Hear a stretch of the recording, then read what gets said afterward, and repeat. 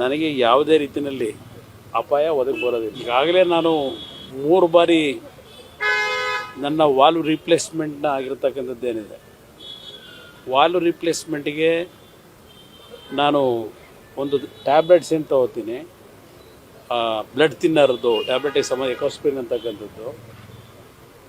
ಆ ಒಂದು ಬ್ಲಡ್ ತಿನ್ನರ್ನ ತೆಗೆದುಕೊಳ್ತಕ್ಕಂಥದ್ದು ಎಲ್ಲೂ ಬ್ಲಡ್ ಕ್ಲಾಟ್ ಆಗಬಾರ್ದು ಅಂತ ಹೇಳಿ, ಇದು ಒಂದೊಂದು ಬಾರಿ ಟೆನ್ಷನ್ಗಳು ಬಂದಾಗ ಮತ್ತು ರೆಸ್ಟ್ಲೆಸ್ ಆಗಿ ವರ್ಕ್ ಮಾಡಿದಾಗ ಒಂದೊಂದು ಬಾರಿ ಈ ರೀತಿ ಮೂಗಿನಿಂದ ಬ್ಲಡ್ ಸೋರಿಕೆ ಆಗ್ತಕ್ಕಂಥದ್ದೇನಿದೆ, ಅದು ಒಂದು ಸಹಜವಾದಂಥ ಪ್ರಕ್ರಿಯೆಗಳೇ ಇದೆ.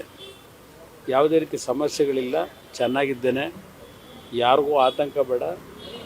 ಸ್ವಲ್ಪ ಡಾಕ್ಟ್ರುಗಳದು ಒಂದು ಸಲಹೆ, ನಿಮ್ಮ ಒಂದು ಒತ್ತಡಗಳೇನಿದೆ ಕೆಲಸ ಮಾಡ್ತಕ್ಕಂಥಲ್ಲಿ ಅದನ್ನು ಸ್ವಲ್ಪ ಕಡಿಮೆ ಮಾಡ್ಕೊಳ್ಳಿ ಅಂತಕ್ಕಂಥ ಹೇಳ್ತಾರೆ. ಆದರೆ ನನಗೆ ಸಿಕ್ಕಿರ್ತಕ್ಕಂಥ ಸಮಯ ಏನಿದೆ, ಒಂದೊಂದು ಕ್ಷಣವೂ ನನಗೆ ಇಂಪಾರ್ಟೆಂಟು.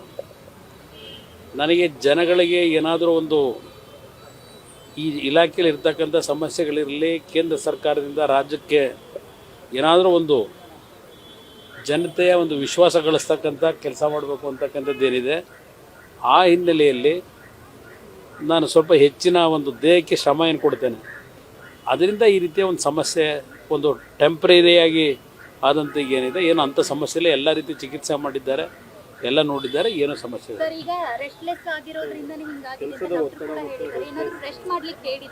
ಇಲ್ಲ, ರೆಸ್ಟ್ ತಗೊಳ್ತಕ್ಕಂಥ ಸೂಕ್ತ ಅಂತ ಹೇಳಿದ್ದಾರೆ. ನಾನು ನಾಳೆ ದಿನ ಬಹುಶಃ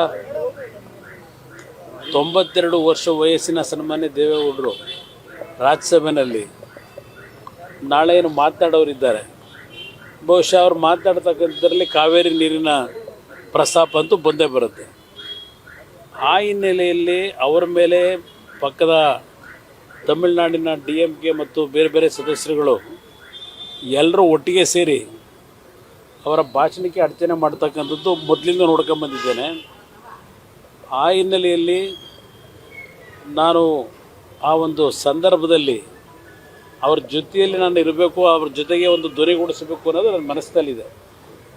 ನಾನು ವೈದ್ಯರುಗಳಲ್ಲಿ ಮನವಿ ಮಾಡಿದ್ದೇನೆ, ರಾತ್ರಿ ನಾನೊಂದು 3-4 ಗಂಟೆಗಳ ಕಾಲ ಇನ್ನೂ ನನ್ನ ಒಂದು ದೇಹದಲ್ಲಿ ಇರ್ತಕ್ಕಂಥ ವ್ಯತ್ಯಾಸಗಳು ಏನಾದರೂ ಇದ್ದರೆ ಫೋನ್ ಮಾಡ್ತೀನಿ ಅಂತಕ್ಕಂಥ ಹೇಳಿದ್ದೇನೆ.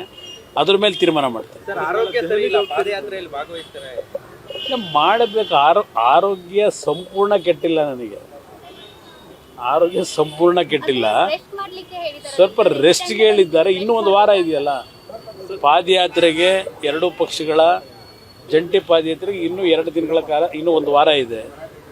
ನಿಖಿಲ್ ಕುಮಾರಸ್ವಾಮಿಯವರು ಈಗ ಪಕ್ಷದ ಸಂಘಟನೆಯಲ್ಲಿ ನಮ್ಮ ಪಕ್ಷದ ಶಾಸಕ ಮಿತ್ರರುಗಳು, ಮಾಜಿ ಶಾಸಕರು ಎಲ್ಲರ ಜೊತೆಗೂಡಿ ನನ್ನ ಅಬ್ಸೆನ್ಸನ್ನು ಫಿಲಪ್ ಮಾಡ್ತಕ್ಕಂಥದ್ರಲ್ಲಿ ಸಂಘಟನೆಗೆ ಅವರೇನು ಹೆಚ್ಚಿನ ಒತ್ತು ಕೊಟ್ಟು ಕೆಲಸ ಮಾಡ್ತಾ ಇದ್ದಾರೆ.